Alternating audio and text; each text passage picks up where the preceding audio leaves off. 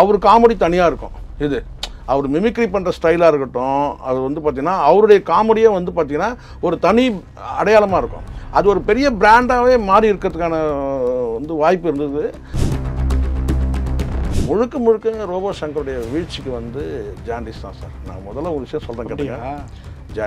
Jaundice இருக்கும்போது மது அருந்தம்.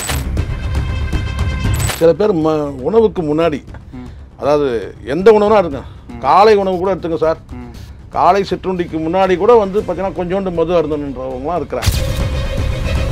இப்போ தப்பு செய்யும் போதெல்லாம் வந்து மரணம் வருதில்லை. ஆனால் எல்லாத்தையும் விட்டுட்டு வந்து பார்த்தீங்கன்னா நல்ல ஒரு இதுக்குன்னா ஒரு புது மனுஷனாக வாழும்போது இப்படி நடக்கிறது நான் பார்க்குறேன். பெரும்பாலும் இது இவருக்கு மட்டுமே இல்லை.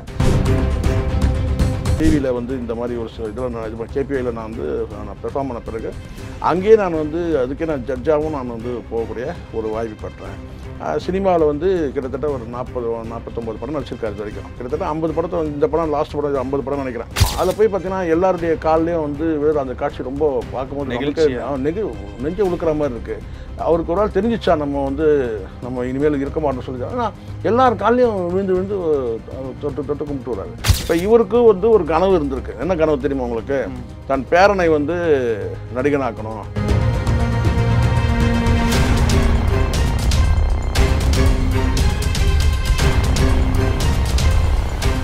ரியல் ஒன் நேயர்களுக்கு வணக்கம். இன்று நம்மளுடைய நேர்காணலுக்கு பிரபல யூடியூபரான திரு ஷேகுவார் அவர்கள் நினைச்சிருக்காங்க. சார் வணக்கம். வணக்கம் தம்பி. வணக்கம். ரோபோ சங்கர் காலம் ஆயிருக்காங்க. கிட்டத்தட்ட ரொம்ப நாள் வந்து சிகிச்சையில் இருந்து மீண்டு வந்து படப்பிடிப்புகள்லாம் கூட போயிட்டு வந்துட்டு இருந்தார். தற்பொழுது காலம் ஆயிட்டாரு. என்னன்னா, சினிமாவில் வந்து பெரும்பாலும் நான் பார்க்குறேன், ஒரு கட்டத்துக்கு மேலே அவங்களுடைய இயல்புன்றதை விட ரொட்டீனான லைஃப்பில் எப்படி இருப்பாங்களோ அந்த லைஃப் ஸ்டைல் மாற்றிக்கிட்டு, அப்படி தான் நம்ம சொல்லணும், லைஃப் ஸ்டைல் மாற்றிக்கிட்டு வாழும்போது தான் இந்த மாதிரியான இது வருது. இப்போ தப்பு செய்யும் போதெல்லாம் வந்து மரணம் வருதில்லை. ஆனால் எல்லாத்தையும் விட்டுட்டு வந்து பார்த்தா நல்ல ஒரு இதுக்குன்னா ஒரு புது மனுஷனாக வாழும்போது இப்படி நடக்கிறது நான் பார்க்குறேன். பெரும்பாலும் இது இவருக்கு மட்டுமே இல்லை. சினிமாவில் வந்து காமெடி நடிகர்களாக வந்த சந்திரபாபு, சூரியராஜன், நாகேஷ், ஸோ இவங்க இதெல்லாம் ஒரு வகையில் வந்து பார்த்திங்கன்னா இவங்க வந்து மதுவுக்கு அடிமையானவங்கள தான் கடைசி காலத்தில் மது இல்லாமல் வாழவே முடியாதுன்ற மாதிரி தான் இருக்காங்க. அந்த வரிசையில் வந்து இப்போ கவுண்ட் பண்ணி விட முடியாது. இல்லை, யாருமே இவங்கெல்லாம் வந்து மது அருந்தவங்க கிடையாது. மரணம் வரலன்றதுனாலே அவங்கெல்லாம் நல்லவங்க அப்படின்லாம் சொல்ல முடியாது. மது அருந்திட்டு வராங்க, உடல்நிலை பாதிக்கப்பட்டு இறந்துடுறாங்கன்னு வச்சுக்கோங்களேன். இப்போ அந்த வகையில் பார்த்திங்கன்னா இப்போ வடிவேல் கூட சொல்லலாம். வடிவேல் வந்து அவங்க மனைவி வந்து சென்னையிலேருந்தா நீ எல்லாம் இவனு கூட சேர்ந்து குடிச்சு இதுவாக நீ கிளம்புன்னு சொல்லிட்டு அவரை கூட்டிகிட்டே போனதாக கூட சொல்கிறாங்க. மதுரைக்கே கூட்டிகிட்டு போயிட்டாருங்க. இவரோட சொந்த ஊர் மதுரை தான். அவர் மதுரை தான் படிச்சிருக்கிறாரு, எல்லாமே பண்ணியிருக்கிறாரு. சென்னை பாடி பில்டிங்கில் வந்து ரொம்ப இன்ட்ரெஸ்டாக இருந்து மிஸ்டர் சென்னை, அதே மாதிரி வந்து மிஸ்டர் தமிழ்நாடு, இந்த மாதிரி வந்து நிறைய வந்து அவர் வந்து அவார்ட்லாம் வாங்கினது அவரே சொல்கிறாரு. அதுக்கு பிறகு அவர் வந்து ஏதோ அவர் ஐசிஎஃப்பில் வேலைக்கு சேரணுன்ற மாதிரி ஏதோ ஒரு ட்ரீம் இருந்திருக்கு. ரயில்வேல போய் செட்டில் ஆகிடணும். இப்போ உங்களுக்கு தெரியும், ஸ்போர்ட்ஸ் கோட்டாவில் பெரும்பாலும் வந்து கேட்டால் ஸ்போர்ட்ஸ் பண்ணுறவங்களாம் என்ன கேட்டால் நமக்கு ஜாப் வந்து நம்ம வந்து ஏதாவது கவர்மெண்ட் ஜாப் போய் தான் நம்ம நினைக்கும் போது முதல்ல அவங்க நினைக்கிறது வந்து ஐசிஎஃப் தான். ஏன்னா ஐசிஎஃப் வந்து நிறைய ஸ்போர்ட்ஸ் சம்மந்தமாக நிறைய பேரை என்கரேஜ் பண்ணியிருக்கு. என்னுடைய நண்பர்கள் கூட வந்து வெயிட் லிஃப்டராகவும் பாடி பில்டர் இந்த மாதிரி நிறைய பேர் இருக்கிறாங்க. இப்போ நான் எதுக்கு இதை சொல்கிறேன்னா, ஒரு மனிதர் வந்து இதுதான் லைஃபு, இப்படி தான் போயிடணும், நம்ம போய் ஸ்போர்ட்ஸுக்கு போனோம், அங்கே ஸ்போர்ட்ஸில் நம்ம ஏதாவது ஒரு அச்சீவ் பண்ணோம், அதுக்கப்புறம் லைஃப்பில் செட்டில் ஆகணும், இப்படி இருந்தது இருக்குன்னா மேடை மிமிக்ரின்றது ஒரு என்டர்டெயின்மெண்ட் மாதிரி தான் அவர் ஆரம்பிச்சிருக்காரு ஆரம்ப காலத்தில். அதுக்கப்புறம் அவர் ப்ரொஃபஷன் ஆகும்னு நினச்சிருக்க மாட்டார். அதுக்கு பிறகு அவர் வந்து மேடையில் வந்து அதுக்கப்புறம் கேபிஒய்ன்றது மிகப்பெரிய டேர்னிங் பாயிண்ட் ஆகுது. அப்போ அவர் என்ன சொல்ல, சென்னைக்கு நான் வந்தபோது 150 ரூபா தான் நான் வந்தேன். ஆனால் இங்கே வந்த பிறகு வந்து எனக்கு இந்த டிவியில் வந்து இந்த மாதிரி ஒரு இதில் நான் இது கேபிஐயில் நான் வந்து நான் பெர்ஃபார்ம் பண்ண பிறகு அங்கேயே நான் வந்து அதுக்கே நான் ஜட்ஜாகவும் நான் வந்து போகக்கூடிய ஒரு வாய்ப்பு பெற்றேன். சினிமாவில் வந்து கிட்டத்தட்ட ஒரு 40-49 படம் நடிச்சிருக்காரு இது வரைக்கும். கிட்டத்தட்ட 50 படத்தை இந்த படம் லாஸ்ட் படம் 50 படம் நினைக்கிறேன், 50 படம். ஸோ இதெல்லாம் இவ்வளோ நம்ம அவர் நிறைய சொல்லிகிட்டே வர்றாரு, வரிசையாக அடிக்கிட்டே வரும்போது ரொம்ப ஆச்சரியமாக இருக்குன்னு கேட்டால். ஆனால் பொதுவாக எல்லாருமே நல்ல மனுஷன் தான் சொல்கிறாங்க. யாருமே அவர் வந்து ஒரு காமெடியே வந்து பார்த்திங்கன்னா எனக்கு குறிப்பிட்டு நான் சொல்லணும்னா நீங்கள் பார்த்துருக்கீங்கன்னு தெரியல, மாரி படத்தில் எனக்கு ரொம்ப பிடிச்சது அவர் காமெடி பண்ணுறது. சனிக்கிழமை. ஆமாம், அது மாதிரி எனக்கு ரொம்ப எனக்கு அவர் படத்துலேயே எனக்கு பிடிச்சது எனக்கு மாரி படம் தான் எனக்கு ரொம்ப பிடிச்சது. ரொம்ப நல்ல மனுஷன், ஹார்ட் ஒர்க்கர் சொல்லுவாங்க. குறிப்பு நான் சொல்கிறேன் தமிழ், இந்த இந்திரஜாவுடைய இந்த சர்ச்சை இருக்குல்ல, அப்போ பெரும்பாலும் என்னை வந்து பேச கூப்பிட்டவங்க வந்து என்னை வந்து அந்த சர்ச்சை குறித்து பேசும்போது சார் ரோபோ சங்கரை பற்றி நீங்கள் சொல்லுங்கன்னு என்னை கேட்பாங்க. அவங்க எதிர்பார்ப்பு எப்படின்னு தெரியல எனக்கு. ஒருவேளை வந்து ஒரு கான்ட்ரவர்ஷனாக ஏதாவது சொல்லுவாருன்னு சொல்லிட்டு நான் ஒருபோதும் நான் சொல்லுன்னு கேட்டேன்னா பயங்கரமான ஒரு ஹார்ட் ஒர்க்கர். அதாவது பாடி பில்ட் பண்ணோன்னா அதுக்கு எவ்வளோ ஸ்ட்ரெயின் எடுக்கணுன்றது எனக்கு தெரியும். அந்த அளவுக்கு வந்து அவர் வந்து ஸ்ட்ரெயின் பண்ணி வந்து உடலை வந்து ரெடி பண்ணவர். இந்த மாதிரி ஒரு கெட்ட பழக்கத்துக்கு அடிமையாயிட்டாருன்றது தான் ரொம்ப ஆச்சரியம். அது நம்ம வந்து ஒரு கொச்சைப்படுத்துக்க நம்ம சொல்ல இந்த இடத்துல. பெரும்பாலும் அவருன்னு நான் சொல்ல, அது யாரை எடுத்துக்கிட்டாலும், அது வந்து கேப்டனாக எடுத்துக்கிட்டாலும் சரி, எல்லாருமே இவங்களாம் வாழணும், வாழ்ந்துருக்கணும் இல்லை.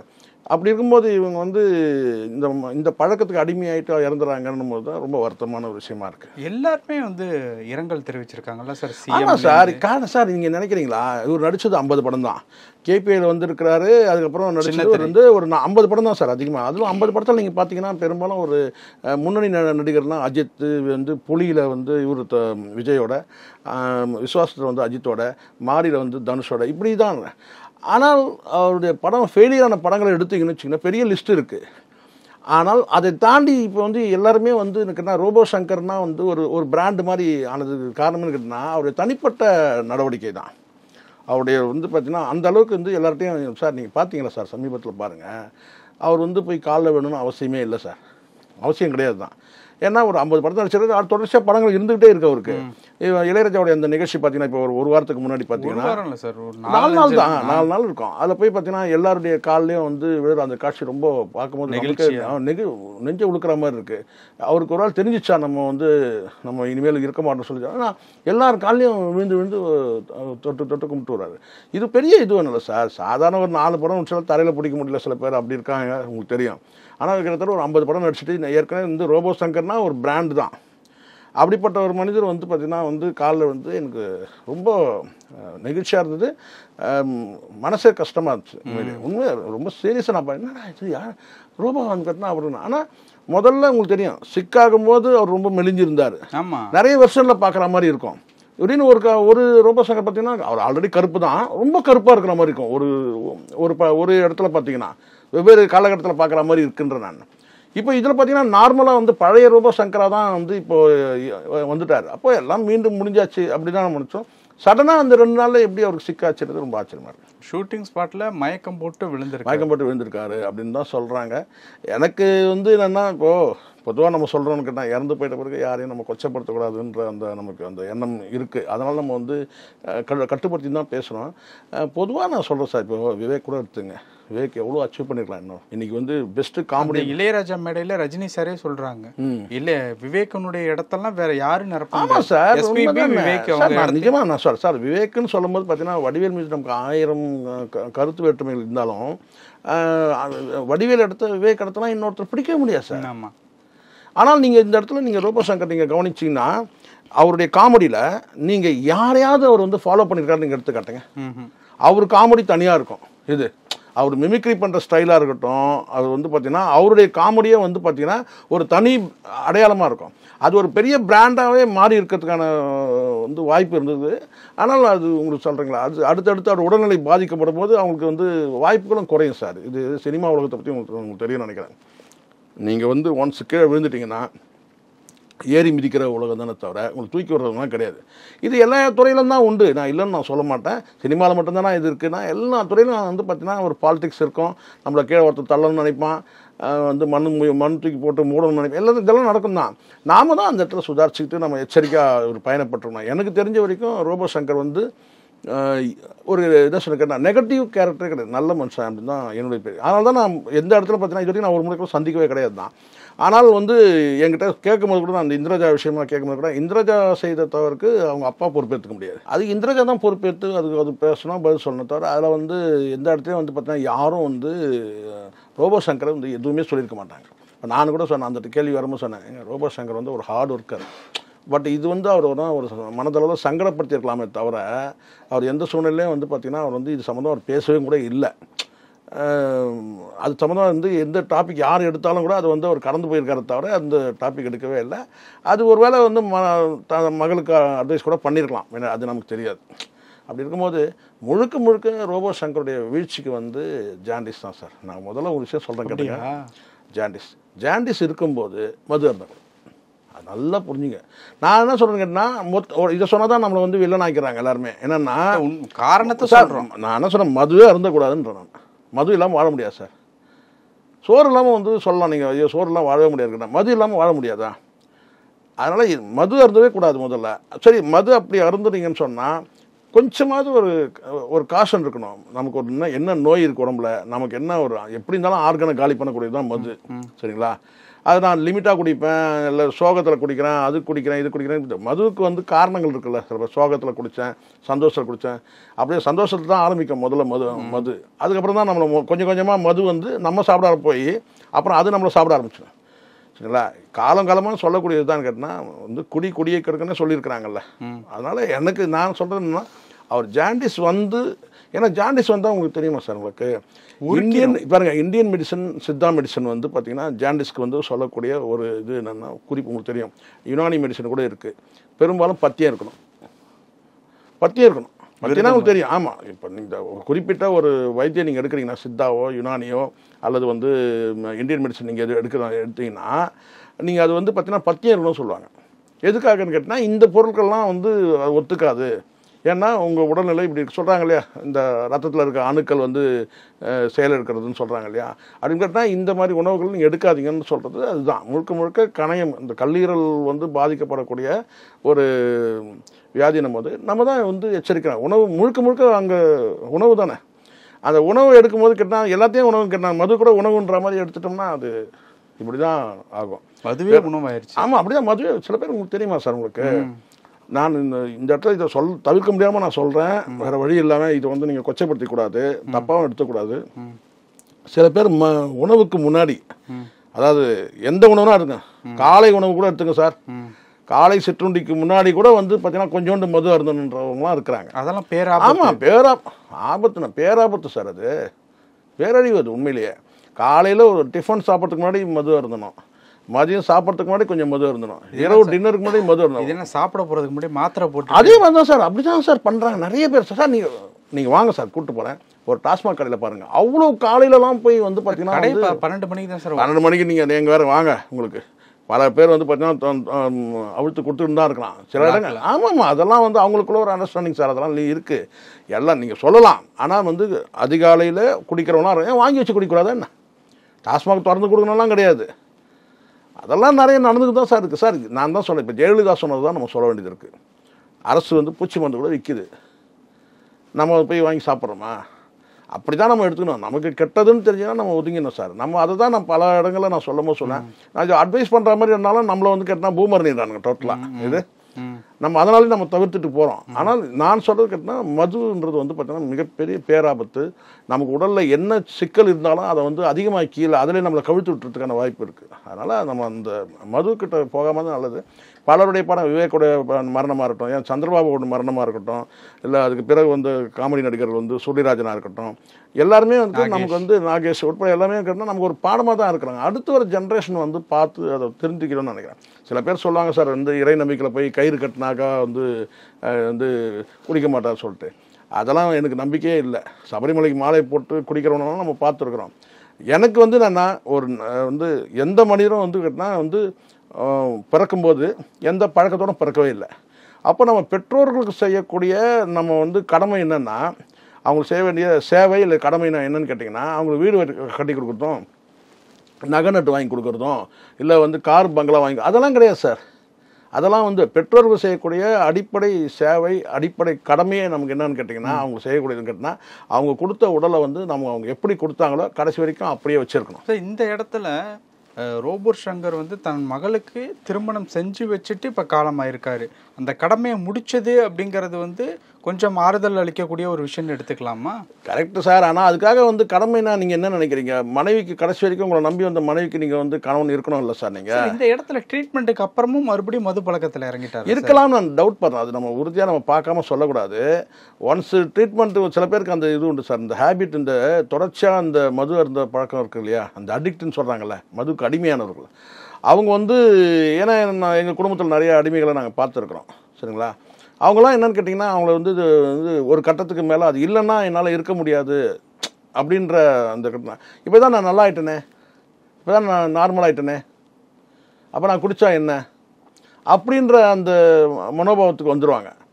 நான் தான் இப்போ க்யூர் ஆகிட்டேன், எனக்கு வந்து ஹெல்த் ப்ராப்ளம் இருந்தது, எல்லாம் க்யூர் ஆகிட்டேன், இப்போ நான் கொஞ்சோண்டு எடுத்துக்கிறேன், அதனால் என்ன அப்படி சொல்லிட்டு அப்படி தான் மறுபடியும் ஆரம்பிப்பாங்க.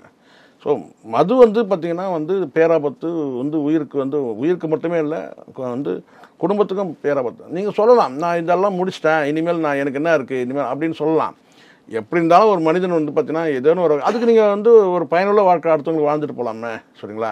இப்போ இந்த மனைவிக்கு வந்து பார்த்தீங்கன்னா இப்போது மகளுக்கு வந்து தனி குடும்பமாகிடுது, சரிங்களா? இப்போ இவருக்கு வந்து ஒரு கனவு இருந்திருக்கு. என்ன கனவு தெரியுமா உங்களுக்கு? தன் பேரனை வந்து நடிகனாக்கணும் அப்படின்னு ஒரு கனவு. மனுஷனுக்கு கனவு வந்துகிட்டே தானே சார் இருக்கும், கனவு வந்துகிட்டே தான், அதை வச்சு ஓடிக்கிட்டே இருப்பான் மனுஷன்.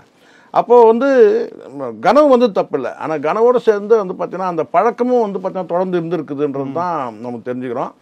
அவங்க குடும்பத்தில் இருக்கவங்க சொன்னாங்கன்னா நம்ம தெரிஞ்சுக்கலாம். என்னென்னு கேட்டால் இல்லைங்க அவர் வந்து கடைசி நேரத்தில் மது அருந்ததை விட்டுட்டாரு அப்படின்னு சொன்னாங்களும் நம்ம நம்பலாம். ஆனால் அதே சமயத்தில் எந்த இறந்து போன மனிதரை கொச்சப்படுறது நமக்கு நோக்கம் இல்லை. ஆனால் இந்த மரணத்துக்கு வந்து பார்த்தீங்கன்னா அடிப்படை காரணமே வந்து மது தானே. சமீபத்தில் கூட விட்டுட்டு இருக்கலாம் அந்த பழக்கத்தை. அவரே ஒரு மேடையில் சொல்லியிருப்பாரு, நான் அடிக்காத சரக்கே கிடையாது. அதுதான் சார், சில பேர் அப்படி தான் சார் குடிப்பெருமையை பேசுகிறாங்க. இப்போ பார்த்தோம்ல சார், நம்ம குடிப்பெருமையை பேசணும் 2 பேரை, யார்? ரஜினியும் இளையராஜாவும் முதலமைச்சரை வச்சுக்கிட்டு நீதிபதிகளை முன்னாடி வச்சுக்கிட்டு இப்போ இது நிறைய அந்த மாதிரி பெருமையாக நினைக்கிறாங்க சார். இந்த மது பெருமை கேவலமான விஷயமா நினைக்கிறோன்ற நான் ஒரு குடிப்பெருமை பேசுகிறேன். பல பேர் எனக்கு பிடிக்கவே பிடிக்காது. ஏன்னா மதுவால் வந்து பார்த்திங்கன்னா வந்து எங்கள் குடும்பம் எப்படி தள்ளாடுச்சுன்னு தெரியும். நாங்கள்லாம் சின்ன சின்ன பிள்ளைகளாக இருக்கும்போது ஓவர் நைட் ஒரே ஒரு நைட்டில் ஒட்டுமொத்தமாக எல்லாருமே வந்து இறந்து போயிட்டுருப்போம் மதுவால். அப்படி இருக்கும்போது நான்லாம் வெக்கப்பட்டிருக்கிறேன். என்னன்னு கேட்டிங்கன்னா வந்து இந்த என்னடா இது இப்படி வந்து நமக்கு வந்து ஒரு தகப்பனா அப்படின்னு சொல்லி கூட நான் வந்து ஏன்னா அவ்வளோ வந்து அனுபவிச்சிருக்கேன் மது சாதனை. எனக்கு அதனால தான் அந்த மது குறித்து யாராவது பேசுனாங்கன்னா அவங்க மேலே பயங்கரமாக கோவம் வரும், எனக்கு பயங்கரமாக கோவம் வரும். ஏன்னா குடிப்பெருமை என்னடா, குடிக்கிறது என்னடா தன்னையே மறக்கக்கூடிய ஒரு விஷயம் சார். தான் வந்து பார்த்தீங்கன்னா உடை இல்லாமல் இருக்கிறேன், ஆடை இல்லாமல் இருக்கிறது கூட வந்து பார்த்தீங்கன்னா தெரியாத நம்மளையே மறக்க வைக்கிற ஒரு விஷயம். உறக்கம் மட்டும்தான் சார் நம்மளை மறக்க வைக்குது. 2வது விஷயம் மரணம். இந்த 2 மட்டும்தான் நம்மளை வந்து மறக்க வைக்குது. ஒன்று டெம்பரரி, ஒன்று பெர்மனண்ட். இந்த 2 விஷயம் தான் சார் நம்மளை மறக்க வைக்கணும். நம்ம எங்கே இருக்கணும்னு தெரியாமல் போகிறது இந்த 2 விஷயந்தான். உறக்கன்றது மிகப்பெரிய வரம், அது எல்லாருக்கும் கிடைச்சிடாது. தன்னையே மறந்து தூங்குறதுன்னு ஒன்று இருக்குல்ல, அது வந்து வரம், அது எல்லாருக்கும் அமையாது. 2வது மரணம். மரணத்துக்கு அதோட ஒன்ஸ் முடிஞ்சிச்சு, அதோட நீ இந்த உலகத்தில் சாப்டரில் இந்த 2 தானே. அதை தாண்டி ஒரு விஷயம் வந்து நம்மளை வந்து மறக்க வைக்குதுன்னு சொன்னால், பட்ட பகல்லையும் சரி இரவுலையும் சரி போதையில் மறக்குதுன்னு சொன்னால் அது எவ்வளோ பெரிய ஆபத்து. அதை போய் பெருமையாக பேசிட்டு இருக்கிறான் சார் பல பேர். எனக்கு ரொம்ப ஆச்சரியமாக அதிர்ச்சியாக இருக்குது. நீ குடிச்சிட்டு கூட போடா, எது நீ உன் தலைவிதி குடிக்கணும்னு நீ குடிச்சிட்டு கூட போ. ஆனால் அந்த குடிக்கிறத வந்து பெருமையாக பேசுகிறான் பாருங்க. நான் தண்ணி கலக்காமல் குடிப்பேன், நான் வந்து இதை கலந்து குடிப்பேன், நான் காலையில் வெறும் வயிற்றில் குடிப்பேன். எவ்வளோ பெரிய மனுஷனுங்க இவனுக்கு பாருங்க. அரை பாட்டில் குடிச்சிட்டு ஆனாருன்ற ஒரு நார்மலைஸ் பண்ணுறது இருக்குல்ல, அது இந்த இடத்துல பேசக்கூடாது. பட் இருந்தாலும் நான் சொல்கிறேன், இதுதானே சார் அடுத்தவங்களுக்கு வந்து வழிகாட்டுறதா இருக்கா. நாம் ஒழுக்கமாக வந்தோம்னா எனக்கு நம்பிக்கை, நான் ஒழுக்கமாக வந்தோம்னா என் சந்ததி வந்து ஒழுக்கமாக வாழுன்றது என் நம்பிக்கை. அது நிஜமாகலாம் இல்லை பொய்த்து போகலாம், ஆனால் நான் சரியாக இருக்கணும். நான் சரியாக இருக்கனால தான் நான் இன்றைக்கி மதுக்கு எதிராக பேசுகிறேன். மொத்தத்தில் மது பேரழிவு. அதை வந்து இப்போ பாருங்கள், இன்றைக்கி வந்து அவருடைய கனவு பேரன் வந்து நடிகன் ஆகணும். நீங்கள் இருந்தால் அதை செய்து காட்டியிருக்க முடியுமா? இதை நீங்கள் சொல்லுங்கள். இப்போ நீங்கள் எல்லாம் போயிட்டீங்கல்ல, குடும்பமே அப்படி தானே சார். முழுக்க முழுக்க வந்து ஒரு குடும்பத்துக்கு ஹெட்டு நீங்கள் எல்லாம் போயிட்டீங்கல்ல. அதுக்கு வந்து நான் சொன்னேன் விதிவசத்தால் அதுக்காக வந்து என்ன நடக்கணும், நாளைக்கு எனக்கு கூட நடந்துடும். இப்போ நான் வந்து மது அருந்ததில்லை, நான் 100 வயசு வாழ்ந்துடுவேன், நாளைக்கு கூட எல்லாம் போகலாம், அது வேறு. ஆனால் அது இயற்கை. அது நாமளாக நம்ம உடலை வந்து கெடுத்தக்கூடாதுல்ல சார். யாருன்னா இருக்கட்டும் சார், ரஜினிகாந்த்கிட்டே இன்றைக்கி பல ஸ்பேர் பார்ட்ஸ் அவருக்கு சொந்தம் கிடையாது. காரணம் என்ன? அன்றைக்கி குடித்த மது, என்னைக்கு குடித்த மது, என்றைக்கோ குடித்த மது, பல ஸ்பேர்ஸ் அவருக்கு சொந்தம் கிடையாது. ஆனாலும் வந்து குடிப்பெருமை பேசுறதை நம்ம பார்க்குறோம். இந்த இடத்துல யாரையும் கொச்சப்படுத்த நோக்கம். தயவு செய்து நான் கேட்குறது, நான் இந்த சினிமா நடிகர்கள் கேட்குற இந்த மேடை பிரபலங்கள் நான் சொல்கிறேன், தயவு செஞ்சு குடிப்பெருமை பேசாதீங்கண்ணா. குடிப்பெருமை பேசுங்க. குடிக்கிறது கெட்டது வேணால் பேசுங்க, குடியால் அழிஞ்சிட்டேன்னு பேசுங்க, குடியால் குடும்பம் அழியுன்னு பேசுங்க. அப்போ வந்து திருத்திப்பான். அதை ஜாலி ஃபன்னுன்னு சொல்லிட்டு பேசுகிறீங்கல்ல. ஏன்னா அது விஜய் சேதுபதிலாம் ஒரு மேடையில் பேசும்போது பார்த்தீங்கன்னா உங்களுக்கு தெரியும், அப்படியே வந்து நான் சரக்கஸ்ட்டு வருவேன், எங்கள் அப்பா கதவு திறப்பான் அப்படின்னு. அதாவது நார்மலைஸ் பண்ணுறதுன்னு இருக்குல்ல, அந்த மதுவை வந்து நார்மலைஸ் பண்ணாதீங்கன்ற நான். ஓகே, அது இந்த இடத்துல தவிர்க்க முடியாமல் நான் இது சொல்கிறேன். ரோபோசங்கர் குடும்பத்துக்கு என்னுடைய ஆழ்ந்த இரங்கல் நான் தெரிவிச்சுக்கிறேன். வருத்தமாக இருக்குது. இன்னொரு தடவை மறுபடியும் அதே தான் நம்ம பேசணும். என்னன்னு கேட்டால் இன்னொரு மரணம் வந்து இந்த மாதிரி வந்து ஏற்படக்கூடாது. அவருடைய வந்து படங்கள் நடிச்சிருக்கிற படங்கள் வந்து வெளியாகும் போது அந்த படங்கள்லாம் வெற்றி அடையணுன்றது என்னுடைய எண்ணம். ஸோ அதனால் இந்த சூழ்நிலை நம்ம இதுதான் நம்ம சொல்ல முடியும். இன்னும் ஒரு குறிப்பிட்டு ஒரு விட்டுப்போன விஷயத்தை நான் உங்களுக்கு சொல்கிறேன். இப்போ நான் நேற்றுக்கு இந்த நிகழ்ச்சியெலாம் பார்த்துட்டு இருக்கும்போது ரோபோசங்கரே சொல்கிறார். என்ன சொல்கிறாருனாக்கா வந்து 75 முட்டை சாப்பிடுவாராம் சார் ஒரு நாளைக்கு. எவ்வளோ 75 முட்டை. அவங்க சகோதரி வந்து கை உரிச்சு உங்களுக்கு தெரியும் முட்டைன்றது கால்சியம் ஃபுல்லாக, அந்த வெள்ளை சொல்லுவாங்கள்ல ப்ரோட்டீன். அது வந்து கேட்டிங்கன்னா குறிப்பாக வந்து கால்சியம்னு சொல்லுவாங்க. அது கூட எனக்கு எப்போ தெரியும்னு கேட்டிங்கன்னா இத்தனை வருஷத்துக்கு தெரியாது. அதில் வந்து இந்த கை உடைஞ்ச போது சொன்னாங்க. என்னான்னு கேட்டிங்கன்னா அந்த எலும்பு வந்து பலவீனமாக இருக்குது, நீங்கள் நிறைய வந்து முட்டையும் தயிரும் சாப்பிடுங்கன்னு சொன்னாங்க. சொல்கிறேன் நான் எதுக்காகன்னா அவ்வளோ 75 முட்டை சாப்பிட்டு உடலை வலிமையாக வச்சுருந்த காமெடியாக சொல்லுவார். என்னென்னு கேட்டால் அந்த முட்டையில் இருக்க மஞ்சக்கருவெல்லாம் தூக்கி போட்டு அதை வந்து நாய் சாப்பிட்டு அந்த நாய் கூட செத்து போச்சு, அதனால் பல நாய்கள் செத்து போயிருக்கு அப்படின்னு சொல்லி கூட சொல்கிறாரு. இந்த நாய் சர்ச்சை ஓடிட்டு இருக்கும்போது இதை நம்ம சொல்கிறோம். அவருடைய சமீபத்திய பேட்டி கூட ஒரு 4 நாட்கள் முன்னாடி உள்ள அந்த பேட்டி கூட நான் பார்த்தேன். ரொம்ப வருத்தமாக இருந்தது. பல விஷயங்கள் பேசணும். நேரத்துக்கு ரொம்ப நன்றி சார். நன்றி சார்.